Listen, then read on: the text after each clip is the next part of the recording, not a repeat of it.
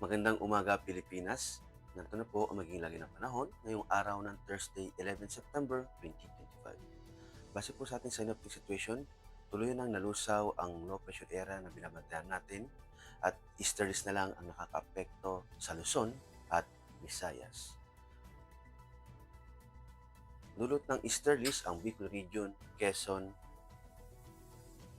at Marinduque ay makakaranas ng maulap na kalangitan na may kalat-kalat na pag-ulan, kulog at kilat. Sa Metro Manila at sa labing bahagi ng Luzon, maging bahagyang maulap hanggang sa maulap na papawirin na may pulupulong pag-ulan, kulog at kidlat.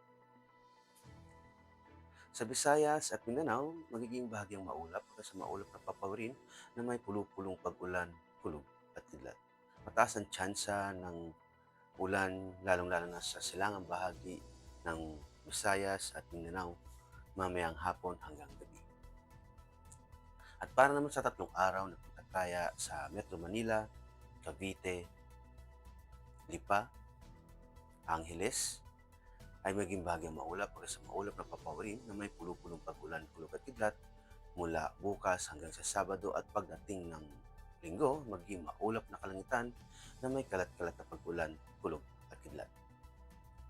Sa Puerto Princesa, Kalayaan Island ay maging bahagyang maulap hanggang sa maulap na papawirin na may pulupulong pag-ulan, kulog at kidlat. At pagdating naman sa Lapu-Lapu at Zamboanga, bukas hanggang sa Sabado ay maging bahagyang maulap hanggang sa maulap na papawirin na may pulupulong pag-ulan, kulog at kidlat. At pagdating ng Linggo, maging maulap na kalangitan na may kalat-kalat na pag-ulan, kulog at kidlat. Sa Davao, maging bahagyang maulap hanggang sa maulap na papawirin na may pulupulong pag-ulan, kulog at kidlat. Bukas at pagdating sa Sabado hanggang Linggo, magiging maulap na kalangitan na may kalat-kalat na pag-ulan, kulog at kidlat.